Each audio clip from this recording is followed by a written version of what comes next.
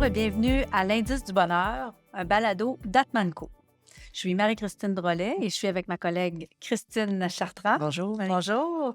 Et une collaboratrice, confidente, Super conseillère. être humain, on peut Oui, dire. de tous les jours. Stéphanie Bergot. Ça me fait plaisir d'être là. Donc, Stéphanie, on peut parler un petit peu de ton background qui est très diversifié. Bon, tu travailles à l'École des entrepreneurs du Québec, mais fais beaucoup de consultations aussi à l'externe, donc consultante depuis longtemps, détentrice d'un diplôme de coaching en neurosciences appliquées. Tu ramènes beaucoup, hein, ta pratique est beaucoup basée là-dessus dans tes approches, puis une maîtrise en management des organisations culturelles. Donc, vraiment, puis un élément que j'ai toujours adoré, Stéphanie, c'est une fille qui était avant son temps. Elle n'est pas vieille, là. Mais ça a été ma première cliente dans le temps Ouais. qui a osé apporter son... Je dis osé parce que c'était pas typique. Elle a osé apporter son bébé. Elle était en Ouais. congé de maternité. Elle faisait une formation en plein congé de maternité. Puis elle a apporté son bébé parce qu'elle dit, je dois allaiter mon bébé. Donc, si tu n'as pas d'objection, je vais prendre des pauses quand ça va être le temps. Donc, J'étais tout petit, là, il y avait comme 4-5 semaines Ouais. quand on s'est connus. exactement. Ça fait 8 ans Donc, que donc Stéphanie, tu avais tendance quand même à pas imposer tes règles, mais à trouver que ça avait bien de l'allure que de concilier la vie personnelle, professionnelle, là, dans tout ça, puis même si c'était pas typique du marché du travail. Mais je pense que ça vient du fait que ma première fille, je l'ai eue, j'avais 21 ans. Fait que j'étais déjà un peu toute seule sur ma planète, là, tu sais, à part une de mes amies, aucune de mes amies avait des enfants à cette époque-là. Puis je me suis fait des amis qui étaient naturellement plus âgés que moi, là, tu sais, 10, 15 ans de plus, parce qu'eux étaient rendus à l'étape d'avoir des enfants, puis certains conciliaient des carrières. Puis moi, je me disais, Colin, à 21 ans, je veux pas mettre tout sur pause pour les, je sais pas, là, tu sais, 15, 20 prochaines années. Fait que j'avais déjà, à l'époque, pris l'habitude d'amener le relais un peu partout. Puis je l'amenais à l'université. Je Ah. demandais à mes profs si je pouvais l'amener pendant mes examens, parce qu'en fait, j'ai accouché en novembre, mais la session a fini en décembre. Puis Hey. moi, j'étais comme, il est comme hors de question que- qu'il me reste comme 4 semaines à reprendre, je sais pas quand, là. Fait que, puis mes profs avaient gentiment accepté. Fait que je pense que c'était déjà ça. T'osais Euh, demander. ouais, je T'osais pense que les demander. gens étaient toujours un peu surpris. Mais après réflexion, on se disait, ben, crime, tu sais, elle veut continuer, on, pourquoi on arrêterait? Puis après, ben, je suis entrepreneur depuis toujours ou presque. Fait que le relais est venu, j'avais 21 ans, j'allais à l'université, je travaillais en parallèle, j'avais ma business. Il y avait comme pas beaucoup de place pour ne pas l'amener ou ne... Fait que c'était un peu le même principe quand j'ai eu Joshua puis qu'on a voulu commencer à collaborer ensemble, ben, Mm. il venait d'arriver, puis la formation était à ce moment-là, puis moi, je trouve que la période de maternité, ben, c'est pas tout le monde, là, mais moi, je trouve que c'est un bon moment pour se former, créer des nouvelles affaires, puis tout ça. Fait que pour moi, ça allait de soi, mais c'est vrai que, tu sais, tu me le dis aujourd'hui en mode, ah, t- entre guillemets, t'imposes un peu tes règles. C'est juste que des fois, ça fait juste, tu sais, pour moi, ça fait du sens. Puis si ça en fait pas pour l'autre, ben, je vais être très ouverte à l'explication, mais c'est vrai que c'est relativement rare que les Mm. gens s'opposent à ce que je demande quand c'est raisonnable, là. Mm. Fait que, tu sais, pour moi, ça a toujours fait partie de ma vie, là, avoir des enfants, puis continuer à être active professionnellement. Puis j'ai aussi le bon partenaire pour faire ce genre de choses, là. Tu sais, tu le disais, mais j'enseignais au cégep, mon chum, il venait promener notre fils dans les couloirs du cégep parce que j'enseignais, tu sais, comme... Fait que tout ceci mis ensemble, ça fait qu'effectivement, tu sais, je les amenais partout, puis c'est encore le cas. I was on the sofa for 6 months. Mon Dieu, c'est inspirant. Ben, aujourd'hui, on va parler de stress et d'anxiété au travail. Oui, Tout un sujet vraiment. qui peut, on parle de stress, certains vont dire ça peut être positif, mais ça peut aussi envenimer une vie, si on Ouais. peut dire. Il y a du bon stress, puis il y a du stress qui t'amène nulle part. C'est quoi Oui. la différence?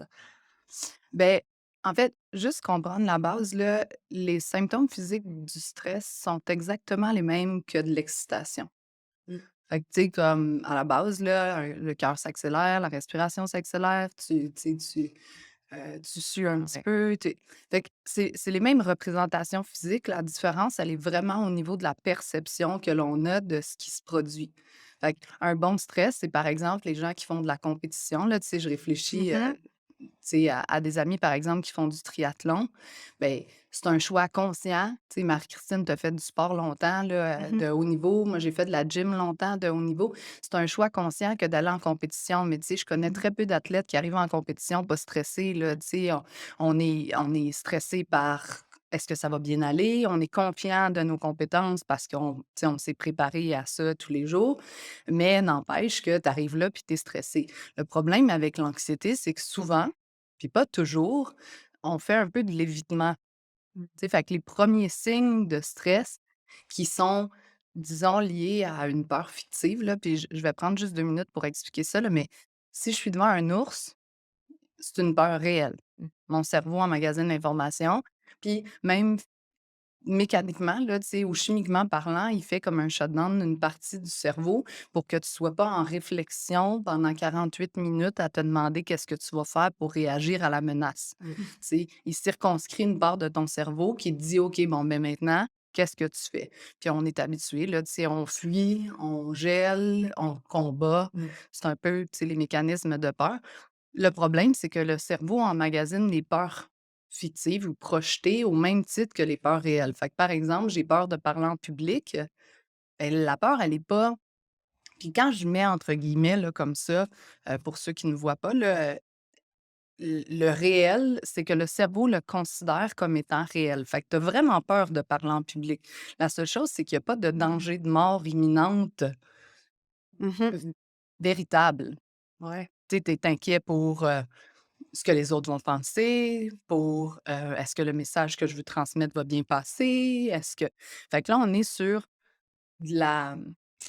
En fait, on spécule sur des choses qui Le pourraient se hamster, hein? produire. Oui, c'est ça, qui pourraient se produire. Puis finalement, ben, on prend des actions ou pas d'actions en fonction de ça. Mmh. Fait que, Ouais.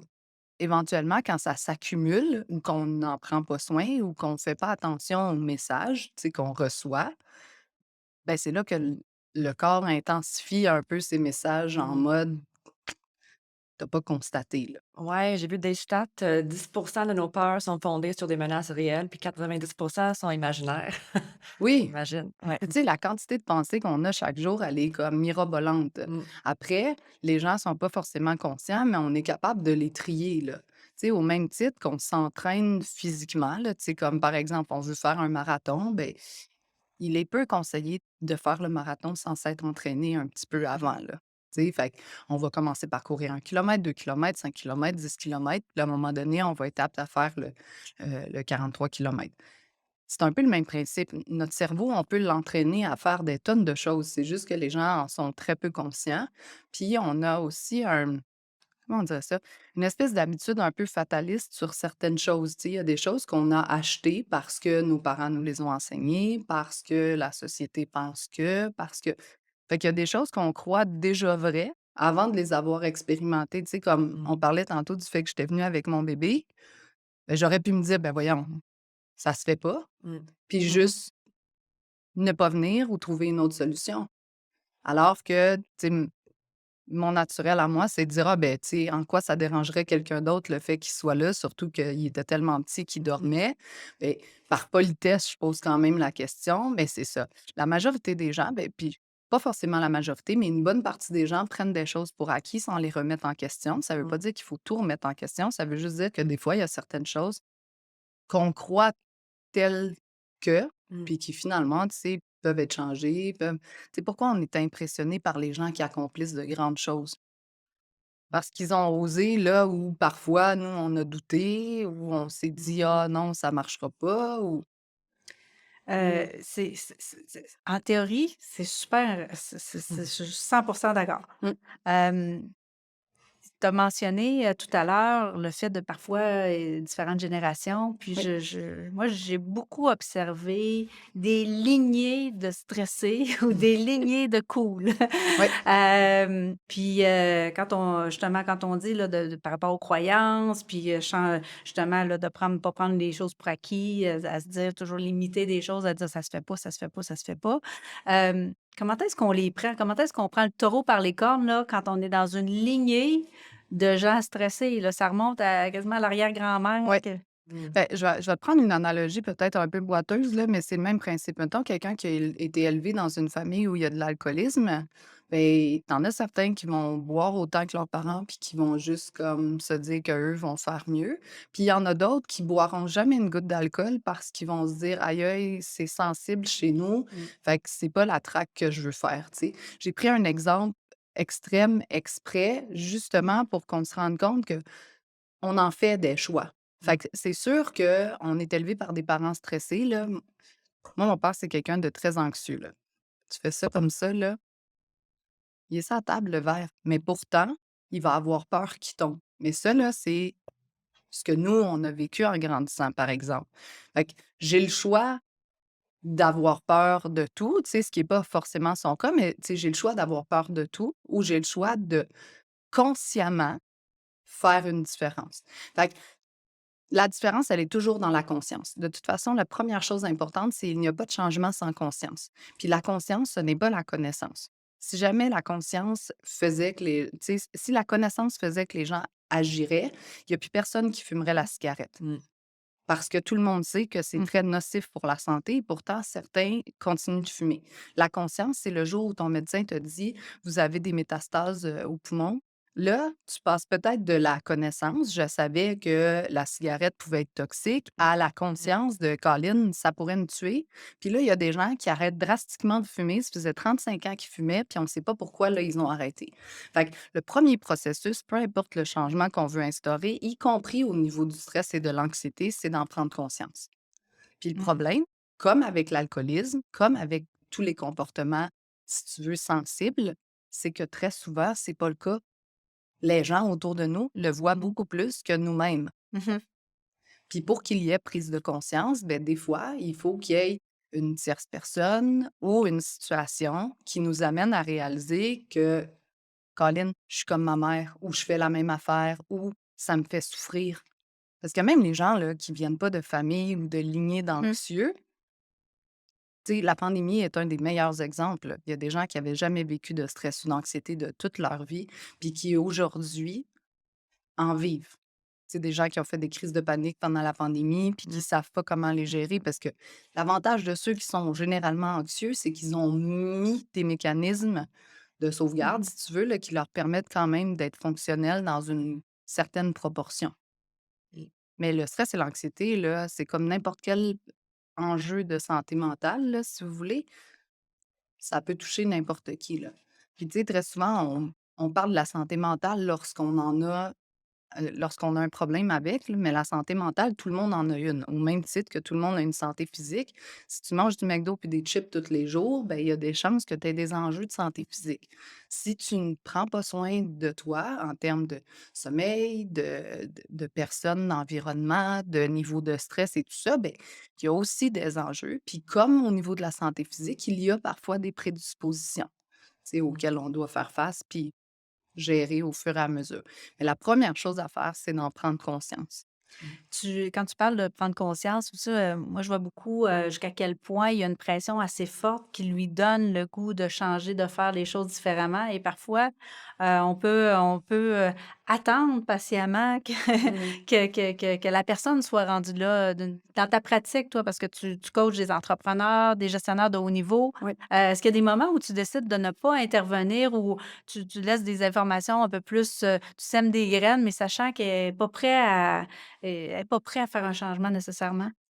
Beh, en fait, contrairement à ce que certaines personnes pensent, le coaching, c'est pas de dire quoi que ce soit. Tu sais, moi, je dis pas à mes clients ce qu'ils devraient pas faire, ce qu'ils devraient constater ou pas constater. Toutefois, grâce au coaching, on pose des questions qui veulent être un catalyseur, si tu veux, d'éveil, sur certaines thématiques. Fait que c'est pas rare que les entrepreneurs, les exécutifs que j'accompagne me contacte pour un problème A, puis finalement, au fil de la Mmh. discussion, on se rend compte que c'est pas, par exemple, un problème de performance, c'est un problème de perception qui est lié à l'anxiété Mmh. de résultat. Mmh.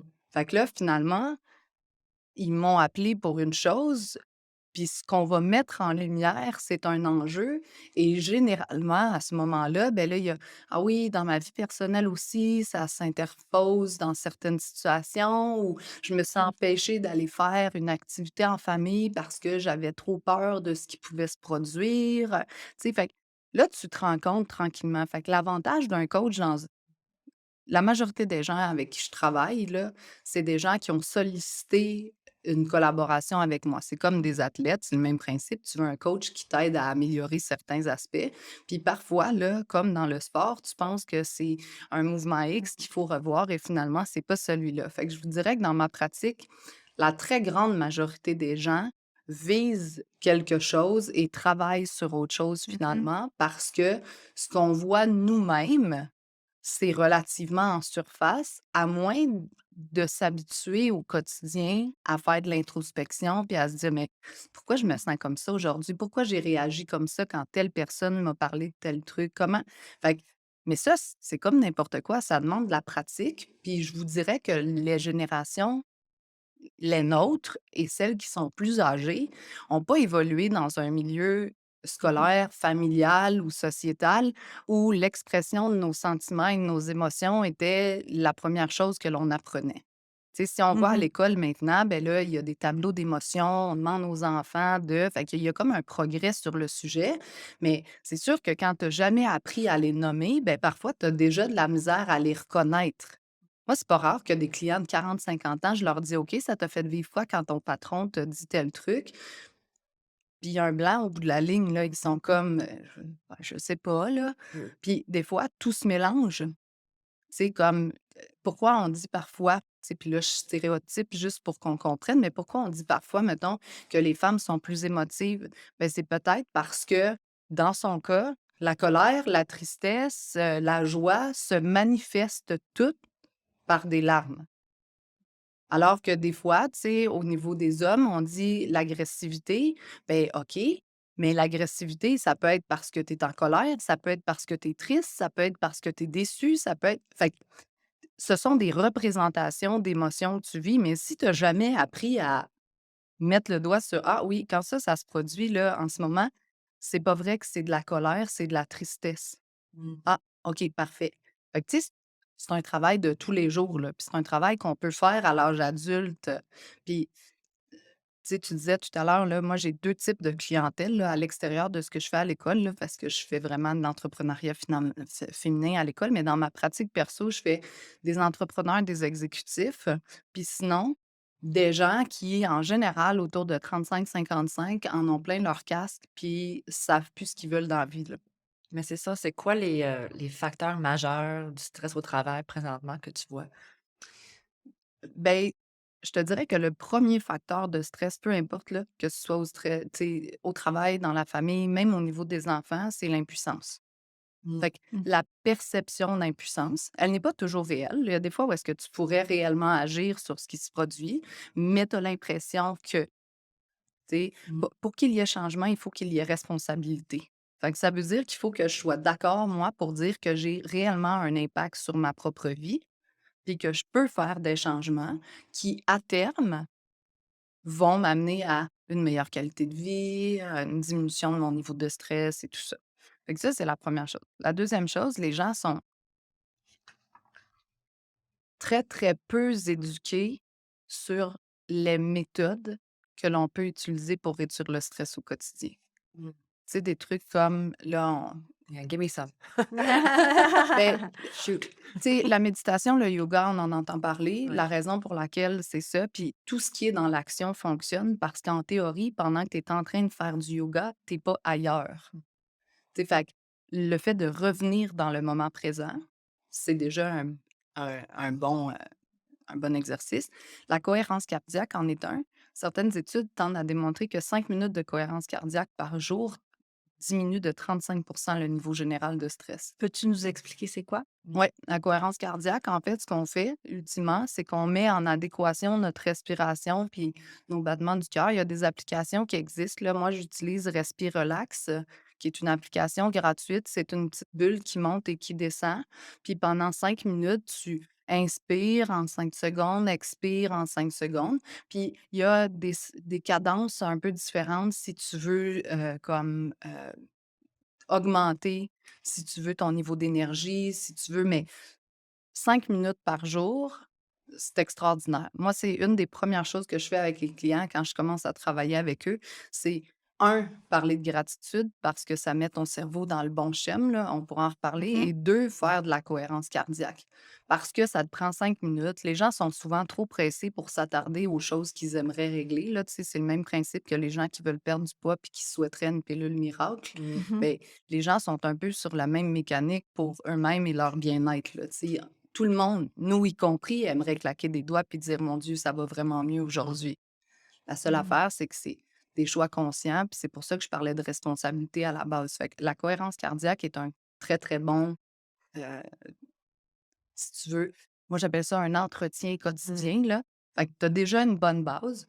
Puis après, ben il y a de faire face à ton anxiété, là, en général. Tu sais, parce qu'il y a beaucoup de monde qui ont des comportements d'évitement au niveau de ce qui les rend anxieux. Fait que je vous donne un exemple. Je travaille pour quelqu'un, puis clairement, ça ne fonctionne pas avec cette boss-là. Ç Ça fait 2 semaines, ça fait 2 mois, ça fait 2 ans.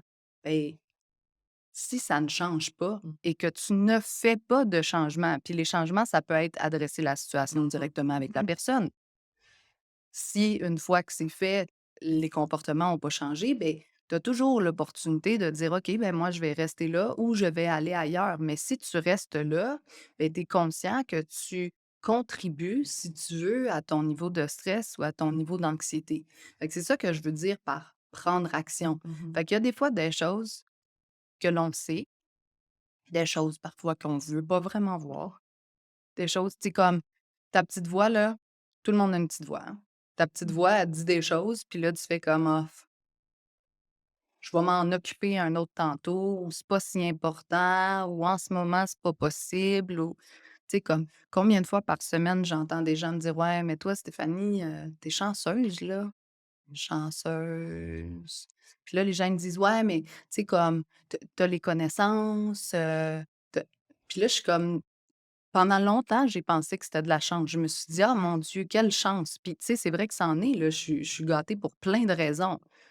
Mais tu sais, la différence entre la personne qui me trouve chanceuse et moi, c'est que je dois passer à peu près 5 à 7 heures par semaine en formation depuis toujours. Tu sais, comme fait que oui, je les ai les connaissances, oui, j'accompagne les gens, mais Marie-Christine le disait au début, c'est une de mes grandes passions, la consultation puis l'accompagnement. Ça fait des années que je fais ça, mais je pense que pour le faire, il faut que tu évolues comme personne, puis ça te permet d'aider les autres à évoluer. Fait que c'est pas de la chance, c'est de l'action. Mmh. Tu sais, comme en fin de semaine, mon chum, il va chez mes beaux-parents avec mes enfants, ben moi, j'ai 2 jours de formation de Ouais. 9 heures le matin à 6 heures le soir. Well, Mmh. c'est un choix. Fait que c'est un peu ça, quand je dis prendre action, puis des fois, là, on a l'impression qu'il faut prendre des actions monumentales, mais en fait, c'est un effet combiné, hein. Une petite action, plus une petite action, plus une petite action va finalement donner un résultat. Tu sais, le résultat actuel, c'est le combiné de 15 ans de formation, de travail sur moi, puis ça vaut pour tout le monde. Le même principe, quelqu'un qui est sédentaire, qui a jamais bougé, la première chose qu'on va lui dire, c'est pas: «Va courir 4 kilomètres», là. Il Mmh. va mourir rendu au bout du premier, il va être découragé, puis il va revenir en mode: «Aïe aïe, plus jamais». Mmh. Sors marcher 5 minutes. 5 minutes. Tu fais une semaine, tu marches 5 minutes. Tu fais une deuxième semaine, tu marches 10 minutes. Tu fais une troisième semaine, tu marches 15 minutes. Mmh mh. Fait que là, tu commences à faire des distances puis tu t'en rends pas compte. Mmh. Fait que c'est exactement le même principe pour l'anxiété puis pour le stress. Il y a des causes derrière le stress. Fait que tu sais, si par exemple, il y a des gens parlant en public, je le disais tout à l'heure, ça les stresse. Si tu es pas obligé, tu peux te dire: «Ben regarde, moi ça, j'aime pas ça. J'en ai pas de besoin dans mon quotidien, puis j'ai pas envie d'y mettre de l'énergie». Parfait. Fait que là, on a retiré un stresseur. Tu sais, c'est comme, Moi, faire du skateboard, là, ça m'interpelle pas du tout. Je trouve ça dangereux, puis c'est pas le fun. J'en fais pas. Tu sais, c'est fini, là. Tu as un poste de VP, tu pas vraiment parler en public, mais à certains égards, tu comme pas le choix, on te le demande, Écoute, ça fait c'est comme partie moi. de You're talking to me directly, Stephanie. mais c'est ça. Puis là, dans ce cas-là, ben, il faut qu'on voit. Mmh. Tu sais, on voit plein de choses. On voit est-ce que c'est réellement nécessaire? Puis là, tu sais, je vous ai toutes les 2 une en face de l'autre, là. Je Mmh. sais que tu relèves directement de Marie-Christine, mais tu sais, s'il n'est pas nécessaire pour toi de parler et que ça cause un niveau d'anxiété, puis tu sais, chez Atman, l'avantage, c'est que vous êtes excessivement conscient des personnalités de chacun, puis des plus et des moins, puis tout ça. Bien, là, il y a une portion, ah, bon, ben peut-être que c'est pas forcément nécessaire. Mais je rappelle ce que je disais tout à l'heure. Plus on fait de l'évitement avec quelque chose, si on en a besoin, ça Mmh. finit toujours par nous rattraper de toute façon. Ou soit, on décortique l'enjeu. Mmh. Qu'est-ce qui est inquiétant quand on parle en Ouais. public? C'est pas juste de le ressentir, le peur, mais le pourquoi, c'est ça le plus difficile. Like, why am I afraid? Honestly, I know I'm afraid, but why? Puis c'est là où là, ça commence à tourner. Exact. Ouais. Puis souvent, ça se loge, surtout dans les peurs de parler en public, par exemple, ça se loge dans la peur de l'échec, la peur des erreurs, Ouais. la peur de ce que les autres vont en De penser, se voir. la peur de se voir aussi. Fait que, tu sais, comme on peut faire la liste de toutes les peurs. Puis une situation peut combiner de nombreuses inquiétudes, puis à des niveaux différents. Mmh. Tu sais, il y en a peut-être, mettons, moi, ce que je fais, là, c'est liste toutes par rapport à une peur qui te crée de l'anxiété. Puis peu importe laquelle, là. Tu sais, là, on parle de parler en public, mais il y en a pour qui, là, c'est la peur de manquer d'argent. Et pourtant, ils ont les moyens financiers, tout, c'est comme, OK, parfait. Fait qu'il y a des choses qui t'appartiennent. Puis je le disais, tu sais, en début de conversation, puis il y a des choses qui viennent, entre autres, de la famille. Tu sais, si tu as des parents qui ont passé leur vie à dire que l'argent, ça disparaissait, ben c'est quelque chose qui peut t'inquiéter, même si c'est irrationnel et que c'est pas forcément vrai. Mmh. Mais une fois qu'on fait l'analyse, OK, on se dit: «Parfait, la peur sur laquelle je veux travailler aujourd'hui, là, celle qui me consomme le plus d'énergie puis qui est honnêtement, tu sais, envahissante, je vais la prendre, puis je vais prendre quelques minutes, quelques heures, quelques jours», tu sais, parce que moi, il y a des fois où est-ce que je laisse décanter les choses puis qu'après j'y reviens en mode: «Ah oui, tu vois, j'avais pas pensé à tel ou tel aspect». OK, parfait. Fait que là, je vais lister comme un remue-ménage, là, tout ce qui me vient. Parce que si ça te vient, même si tu te dis quand tu vas l'écrire mais non, franchement, Mmh. il y a quelque chose de lié. C'est pas grave. On va tout écrire là, tu sais, comme en rab, on va tout écrire là. Puis après, ce qu'on va faire, c'est qu'on va les noter Mmh. de 1 à 10 là. À quel point ça me fait peur? 1, pas pantoute, puis 10 là, c'est vraiment préoccupant. OK, parfait. Fait que là, on le calcule. Puis dans certains cas, là, tu vas avoir 2 choses qui vont stand out, là, tu sais, comme 9 sur 10. Puis tout le reste, c'est très faible. Fait qu'on va s'y attarder. Puis dans d'autres cas, là, moi, j'ai vu certains clients là, qui me parlaient, entre autres, de faire des présentations. Là. Ils ont listé 12 choses, puis les 12 sont genre à 9 ou à 10 sur 10. OK, Mmh. parfait. Ben, on va partir de celle qui, actuellement, si je te dis d'en choisir juste une, parce qu'on ne peut pas régler. C'est comme essayer de faire du sport, là. Une étape à la fois. Sur laquelle on travaille. Parfait. OK. Bien, tu sais, tu disais, mettons, la peur de se voir. Bien, la peur de se voir, là, elle vient de quoi? Mmh. Elle vient de euh, ça me rend inconfortable. Elle vient de je me trouve pas à mon goût. Tu sais, parce que des fois, là, puis je le vois beaucoup, là, ma soeur a fait de la photo boudoir pour aider les femmes à, tu sais, comme revenir dans leur féminité après souvent des maternités, des cancers, des trucs comme ça. Là. Fait que c'est quelque chose que je vois dans mon quotidien, si tu veux, mais puis j'ai vu des animatrices télé passer à travers ce processus-là parce qu'après avoir eu des enfants, lorsqu'elles se voyaient à la caméra, elles se Mmh. trouvaient pas comme elles souhaitaient. Puis, tu sais, on va se rappeler que c'est pas comme les autres pensent que tu devrais être, c'est comme toi, tu penses que tu devrais être, là, tu sais, comme le critère, c'est toujours, ça revient à toi. Puis même en couple, même en famille, ça revient à toi. Fait que, en sélectionnant la chose qui te dérange le plus, ben là, on va se demander, c'est quoi le pire qui peut arriver? Parce que souvent, les gens se projettent dans quelque chose d'atroce alors que finalement, quand C'est de tu la le psychologie décortiques positive, c'est ben oui, exact. il y a quelqu'un qui a dit: «It's like the horror music horror film». You're watching un film d'horreur, là, puis c'est la musique qui commence, là, que tu anticipes le pire, là. C'est un peu ça. Exact, Ouais. tout à fait. Mmh. Puis on est toujours, tu sais, tu l'as dit, 90 de nos pensées se réaliseront jamais. on est toujours dans de l'anticipation de qu'est-ce qui va se produire si. Tu parles justement quand tu as justement des peurs, puis regarder derrière, tout ça. Mmh. Heu bon, puis il y a un côté un peu rationalisé, Oui. certaines peurs, mais le hamster revient beaucoup. Mmh. Est-ce que en fait, il peut revenir, elle a vraiment le potentiel de revenir. Est-ce que c'est vraiment toujours de se parler d'une certaine façon, puis de rationaliser tout ça? Ou est-ce qu'il y a moyen qu'à un moment donné, il l'ait plus? Est-ce que c'est possible de plus avoir ton hamster qui Écoute, te bonne question.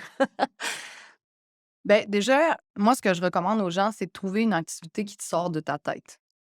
Tu sais, il y en a pour qui c'est le yoga, il y en a, c'est pour qui la méditation. Et moi, là, les gens qui ont commencé à me proposer de la méditation, honnêtement, au début, ça me stressait plus de faire de la méditation que de pas en faire parce que juste, tu sais, vous Mmh me connaissez bien, là, juste le fait de m'arrêter puis mh. juste ça, là, c'est ben trop pour moi, là. Moi, j'aime l'action. Puis à un moment donné, j'essayais de me contraindre à faire de la méditation puis à essayer d'arrêter, tu sais, mes pensées. Mais moi, elle s'arrête pas, elle passe.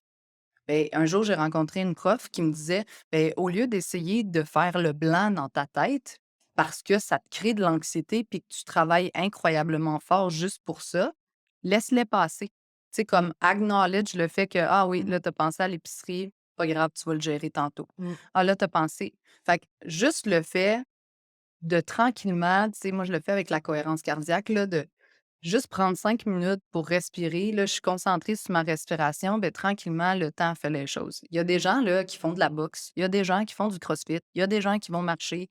Il y a des gens qui regardent la télé. La seule chose, c'est qu'il ne faut pas que ta mécanique devienne une dépendance.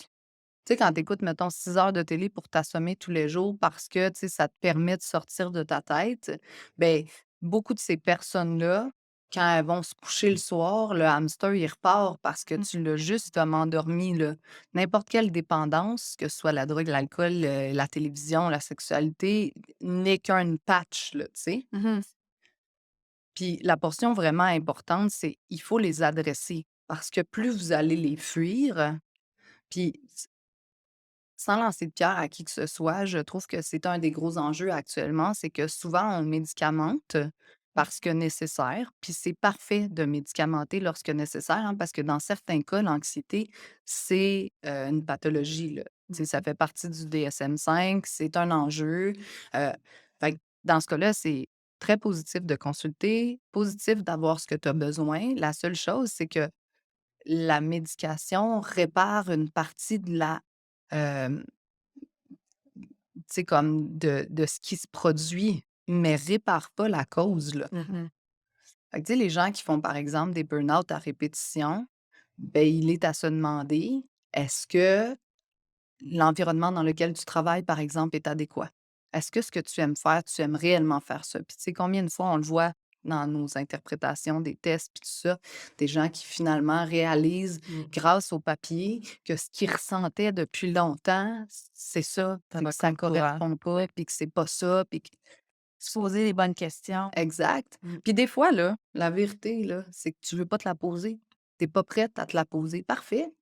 Mais des fois, là, juste faire le constat de en ce moment, je suis pas prête à adresser cette question-là. C'est beaucoup plus apaisant Mmh. que de la laisser spinner puis de passer ton temps à la tasser de ta tête.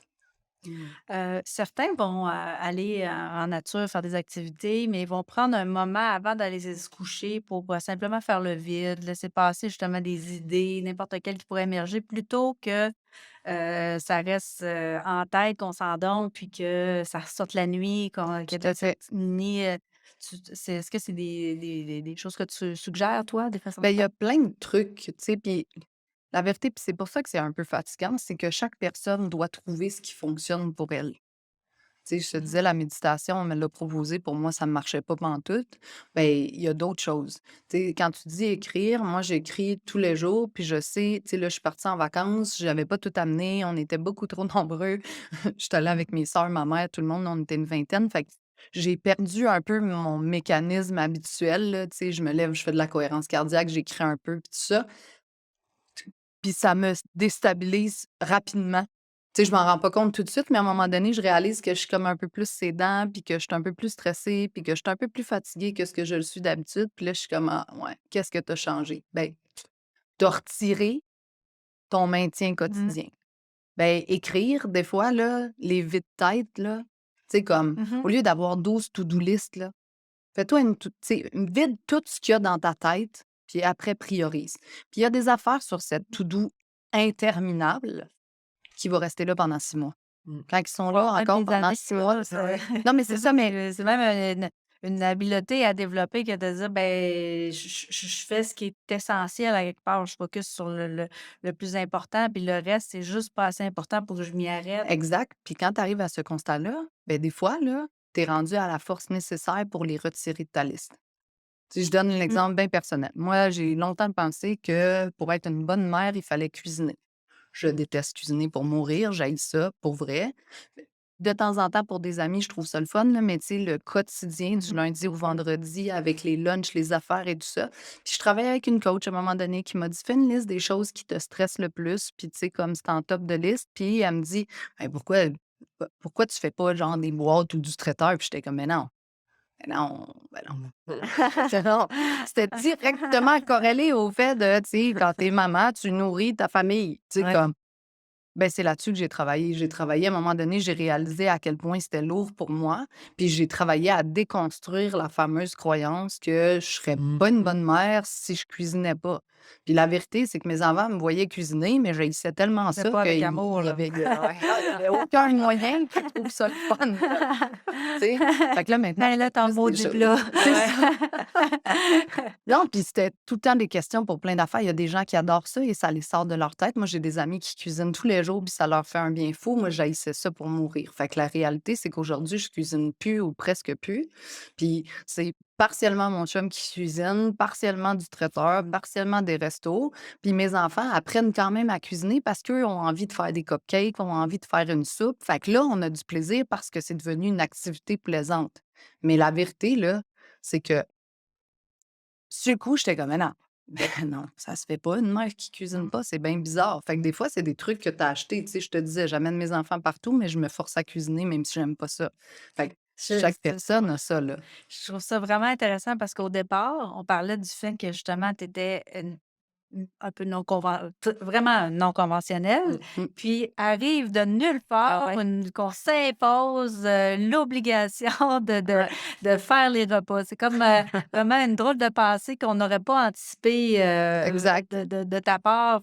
Mmh. J'aime aussi entendre le fait que, c'est un peu on est là, puis il faut voir. Il y a pas une recette, il y a pas une méthode, il y a puis c'est d'essayer qu'est-ce qui nous fait du bien, puis de vraiment chaque individu a c'est un peu sa combinaison Mmh. qu'on doit trouver, puis il y a juste nous-mêmes qui pouvons savoir à quoi on est sensible, puis à quoi on travaille bien qu'est-ce qui travaille qui fonctionne bien avec nous. Ouais. Tout à fait. Puis, tu sais, mon prof de neurosciences, nous avait enseigné le premier prof que j'ai eu, là, nous avait enseigné la force de l'intention. Puis, tu sais, les gens, des fois, ça semble un peu ésotérique, là, tout ce qui est, tu sais, comme quantique et toutes ces choses-là. Dieu merci, les neurosciences sont en train de démontrer des millénaires de concepts que les gens ésotériques de l'époque Mmh. nommaient déjà. Mais la force de l'intention, là, quand tu dis j'ai l'intention, c'est une clé mentale qui permet au cerveau de focuser sur quelque chose en particulier. Puis, ben, on en parlait, Marie-Christine, toi et moi, là, tu sais, moi, j'ai des enfants atypiques, là, mais tu sais, neuroatypiques aussi, pour qui le sommeil est une option, là. Mmh. Tu sais, celui que j'amenais en formation, là, tu sais, la première année, s'il dormait 1 heure à la fois, c'était beau, puis après, il a commencé à dormir 2 heures, 3 heures quand sa sœur est venue au monde, Mmh. puis encore aujourd'hui, il se réveillait, tu sais, quand j'ai fait mon cours il y a 5 ans, il se réveillait comme 2 3 fois par nuit, là. Puis je parlais de ça avec mon prof de neurosciences en mode, tu sais, comme comment on fait pour l'amener à dormir? Puis tu sais, tu parlais de tempérament anxieux, ben ça vient entre autres aussi avec ça. Puis ce qu'il me disait, c'est essaie avec lui de faire des intentions. Fait que le soir avant de se coucher, Les enfants, moi, tout ça, là, ça fait partie de notre routine au quotidien. J'ai l'intention. Fait que tu peux avoir l'intention de ce que tu veux, là. Dans notre cas, c'est souvent: «J'ai l'intention de dormir paisiblement, avec la mâchoire détendue», parce que, tu sais, quand tu es trop stressé, ben Mmh. là, tu fermes les dents puis tu as mal Mmh. partout. De rester dans mon lit parce que mon fils, des fois, il se levait. Fait que, dans le fond, ils choisissent leur intention, mais l'idée, c'est de dormir paisiblement puis de se lever reposé. Puis on a commencé à faire ça. Laetitia, elle avait 3 ans, puis Joshua, il avait 4 ans et demi. Puis aujourd'hui, c'est la routine du dodo tous les soirs. Puis quand on oublie de leur demander, ils sont comme: «J'ai pas fait mon intention». «Ah bon, mais tu sais, tu peux Mais la faire toute seule». «Non, mais j'aime ça te la dire». mais j'aime comment ça fonctionne, pourquoi ça fonctionne. C'est une clé mentale. Ouais. Dans le fond, tu fais focusser ton cerveau là-dessus. Ce que tu lui dis, là, c'est: «Ça, là, c'est là-dessus que je veux mettre mon focus». Mmh. Puis ça marche pas juste le soir pour le dodo, là, ça marche le matin quand tu te lèves, là, tu sais, «J'ai l'intention aujourd'hui d'avoir la conversation plus difficile que je souhaite avoir, mettons, avec Mmh. Marie-Christine», ben, c'est là-dessus qu'on met le focus. Mmh. Parce que sinon, le cerveau fait parfois de l'évitement, puis en faisant ça, ce que tu fais, c'est que tu le fais focusser. Puis j'ai de la difficulté à t'expliquer physiologiquement ce qui se passe, mais pour l'avoir testé, tu Mmh. sais, moi, je dormais avec une plaque avant, je dors plus de plaque depuis 5 ans, là. Tu sais, depuis que mon prof, il m'a dit: «Stéphanie, essaie ça, d'habitude, ça marche très, très bien, ça marche très, très bien». Puis là, tu sais, j'ai contaminé tout le monde, là, mes sœurs, mes neveux, mes nièces, tu sais, comme tout le monde fait ça le soir avant de se coucher. Puis ça permet puis co c'est pas une recette magique, là. C'est pas genre jour 1 je le fais, je me lève demain matin, ça marche pas, mon Dieu, c'est bien plate son affaire, là. C Dans la constance, ce que tu fais, c'est que tu dis à ton cerveau que ton intention, là, Mmh. c'est de dormir. Mmh. Puis j'ai des clients, là, qui faisaient de l'insomnie, j'ai même des clients qui faisaient de l'apnée du sommeil, qui là, ont été chercher la machine, qui se réveillaient, là, des dizaines de fois par nuit puis qui se réveillent plus. Fait que c'est des affaires anodines que tu ne sais pas, mais quand tu les sais et qu'elles fonctionnent, il faut que tu continues. Mmh. Puis, comme n'importe qui, on est tenté de se dire: «Ah, ça marche bien, je le ferai plus». Quand tu le refais plus, tu recommences à pas dormir bien, pas fait que c'est un peu le même principe que quelqu'un qui a des problèmes d'alcool puis qui boit plus, ben il boit plus du tout, puis il reteste pas 48 fois, ben c'est un peu le même principe. Quand tu as trouvé ton La équilibre, recette. ta recette, ben garde-la constamment, puis tu sais, ça fait longtemps que je fais ça, là, puis je vous l'ai dit, pendant mes vacances, je les skip ma recette parce que là, justement, des un peu trop d'amis, je me couchais trop tard, il y avait plein de monde, là, j'étais plus pressée d'aller à la plage avec mes enfants que d'écrire quelques minutes. Puis ça a pas pris 2 semaines que je me suis rendu Mmh. compte que j'étais sur le bord de Mmh. sauter une coche. Puis là, je me suis dit: «Ah, qu'est-ce qui se passe? Tu sais, pourquoi?» Ah, fait que là, je l'ai remis, puis tu sais, c'est 5 minutes le matin, 5 minutes le soir, c'est pas quelque chose de compliqué. C'est juste que des fois, tu te dis: «Ah, ben, c'est ça». Mmh. On a beaucoup parlé de justement on parlait au départ, notre intention, c'était de parler du marché du travail, du Oui, travail. Ouais, Finalement, on a ramené beaucoup c'est vrai. à la vie personnelle, les activités, les gestes, les habitudes, qui étaient à maintenir. Toi, Stéphanie, est-ce que je me trompe en disant que dans le fond, personnel, professionnel, c'est tout en Mmh. c'est emboîté, puis, ben, en travaillant sur ce qui se passe à la maison ou peu importe où, dans les bonnes habitudes, ben, on va avoir des bienfaits, peu importe où, là. tout à fait. Moi, on travaille toujours sur l'humain. Puis l'humain, là, c'est le même humain dans son poste d'exécutif, dans son poste de mari, dans son poste de frère, dans son poste de Mmh. triathlète, c'est le même humain. Mmh. Fait que tu as parfois des comportements différents selon les sphères. C'est parce qu'il y a des choses que tu adresses plus ou moins, peut-être que tu te sens plus à l'aise à la maison qu'au bureau, peut-être. Mais tu sais, généralement, la solution, c'est l'action. Mmh. Tu sais, ça peut juste améliorer la situation un petit peu à la fois. Mais c'est la même personne, là. Moi, il y a 0 personne que j'accompagne, même ils viennent toutes me voir professionnellement, la grande majorité. Il y en a aucun que j'accompagne seulement sur la job. Mmh. Parce que, mettons, OK, ce qui te crée de l'anxiété, là, c'est que tu as de la difficulté à discuter avec ton gestionnaire. Mmh. OK, parfait.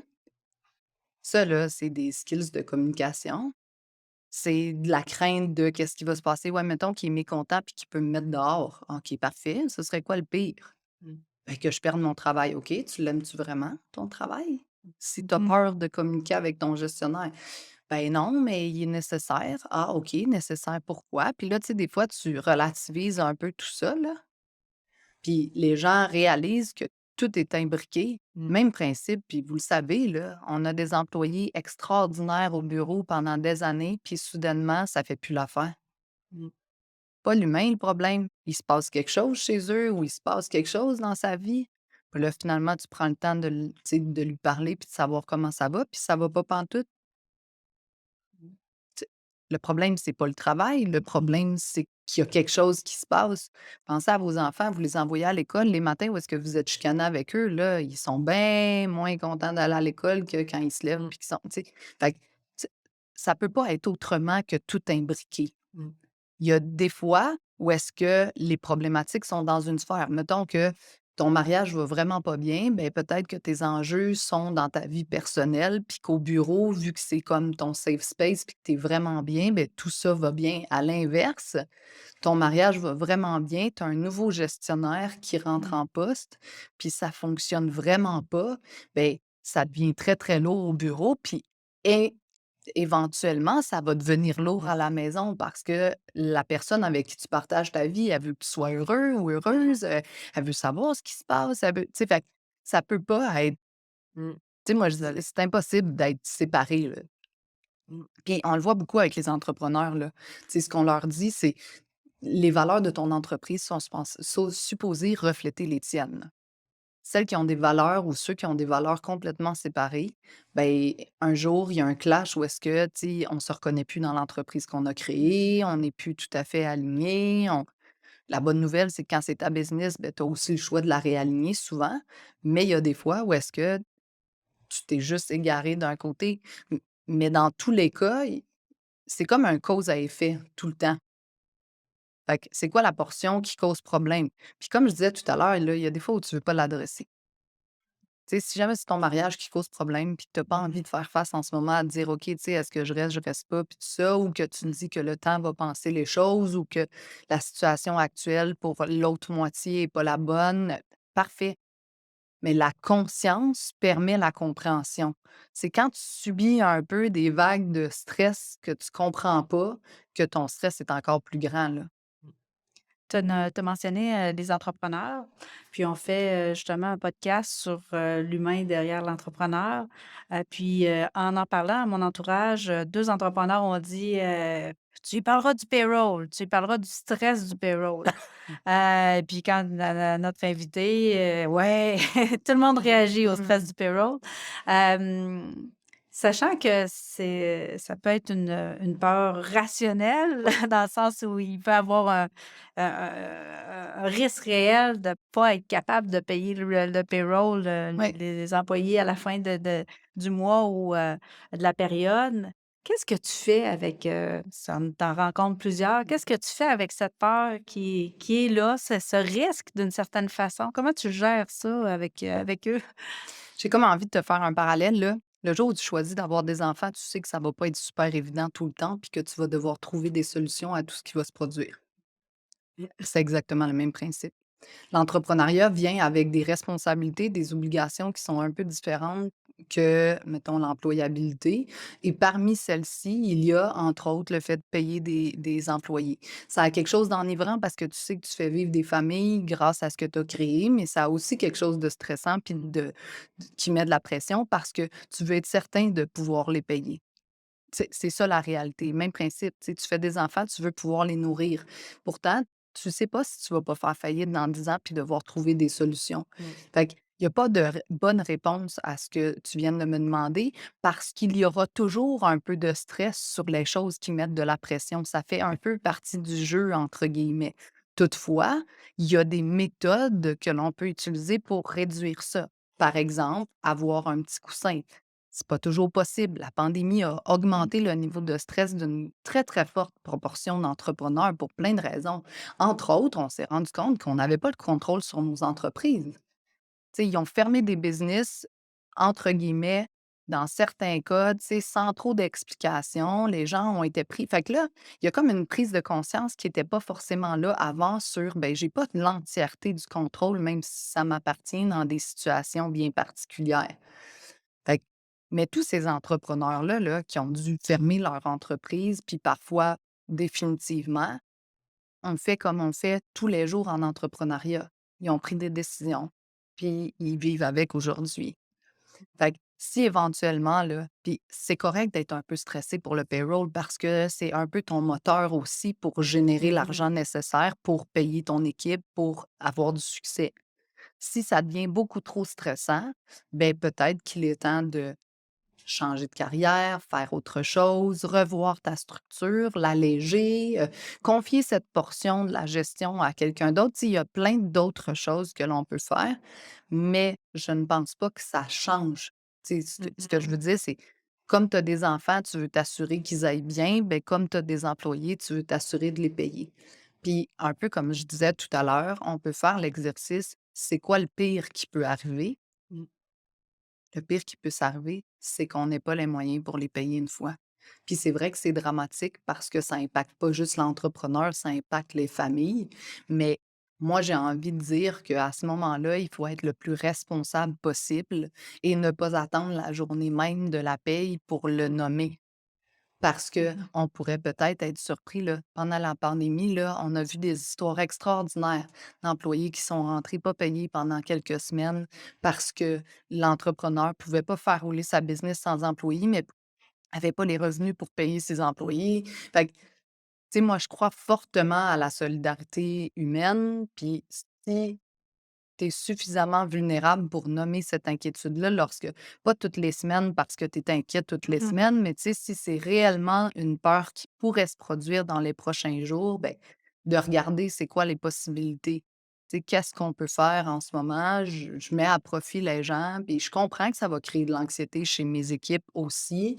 Mais, fait que, des fois, on a tellement peur que des choses arrivent, là, puis tous les jours, là. Mhm. On a peur de perdre des gens qu'on aime, on a peur de que ça marche pas au bureau, on a peur que notre mariage, heu, Mhm. fasse partie de la statistique des séparations. On a peur tu sais, on a peur de tout le temps plein de choses, mais en fait, on finit par généralement, si on est bien avec nous-mêmes, choisir un peu la foi. Mhm. Tu sais, parce que le mariage, c'est un acte de foi, là.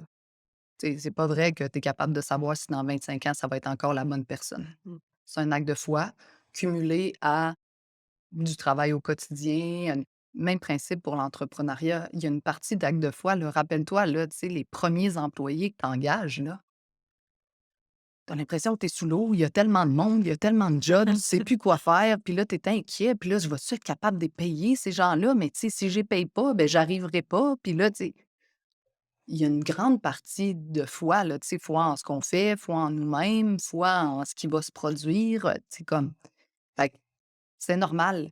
Tu sais, la première chose qu'il faut comprendre, là, c'est que le stress et l'anxiété ne disparaîtra jamais. Justement, par rapport à juste pour conclure, c'est qu'est-ce que tu veux que les gens retiennent de ce balado? Ben, il faut pas vivre sans stress. Tu sais, il faut arrêter d'espérer, là, que ça devienne parfait, comme tout le reste d'ailleurs, là. Il faut juste apprendre à naviguer à travers, des fois, des phases plus anxieuses, des fois moins. Puis, tu sais, si je dois livrer un gros projet, comme si je dois aller en compétition, comme si quelqu'un que j'aime se fait opérer, comme si c'est normal d'être stressé. C'est normal même d'être un peu anxieux puis de se dire: «Aïe aïe, tu sais, qu'est-ce qui va se passer?» puis tout ça. La seule chose, c'est qu'il faut pas faire l'autruche. Il faut constater, se dire: «OK, bon, mais parfait». Puis si jamais ça perdure un peu, ben l'adresser. L'adresser en par exemple, en parlant: «Hey, ça là, ça me stresse tellement». «Ah ouais, pourquoi?» Puis des fois, juste de le verbaliser, tu réalises que c'est irrationnel, mais que c'est juste tellement présent que ça t'occupe puis que c'est lourd.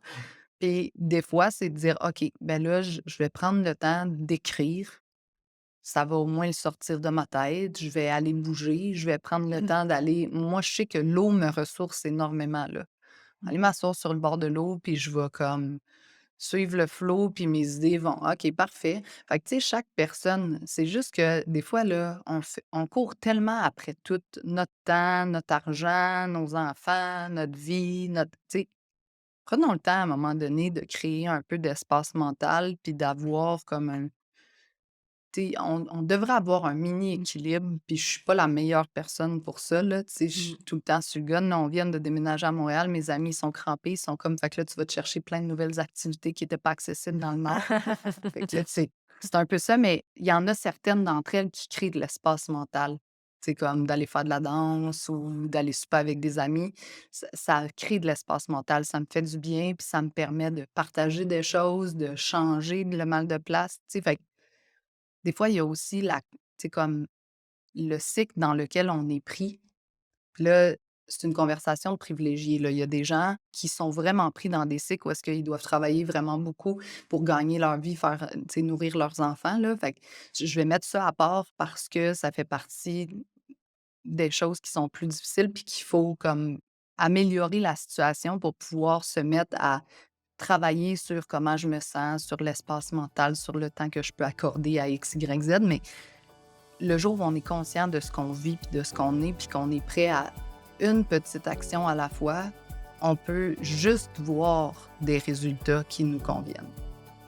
Stéphanie, merci beaucoup. Merci Stéphanie. Ça m'a fait plaisir. C'est très cool Très de intéressant. jaser avec vous. Merci.